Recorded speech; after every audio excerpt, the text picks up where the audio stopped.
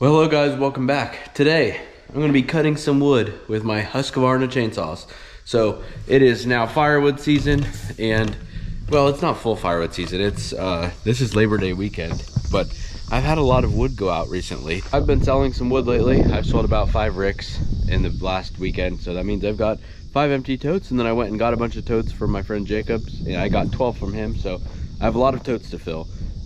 And as I've been selling the wood, I'm trying to split more wood that will dry quick and I can sell again this year, like double turn the totes, because it's only September right now. So this ash, if I split it and cut it like within a week, you know, by October, November, it's definitely going to be dry. So I've got all of this ash here. That is my goal, is to get all of this ash, these big logs piled here. I want to get all of that cut and split. And then this pile of ash, it's all smaller stuff, so I'm not so worried about getting it cut and split, because that stuff's only going to take a month to dry because it's been sitting and it's none of it's punky. That's real good stuff. I'm not worried about that pile. I've got all of this cherry, and all of this cherry, as you can see, is already cracking up real nice. That stuff I'm going to work on after I get the ash pile done, because I would bet that that stuff will take about a month. The wood here, right, mini excavator, I'm going to mark it out. Whenever I cut wood, I like to take the perfect stick and mark everything out, so I'm really attentive on my lengths. So I'm going to take the perfect stick, mark it out, and then saw it all up, 550 and 572.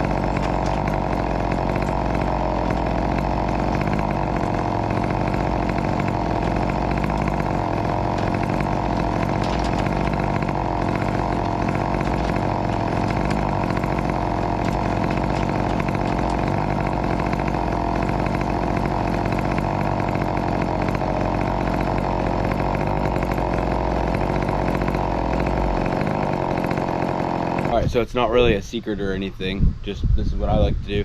After I get a bunch of rounds built up, I like to hold the excavator with one log. I like to hold one log with the excavator, set another log on top of my other rounds, give me something to cut on. Because I love cutting with the excavator. So, yeah, loud cars.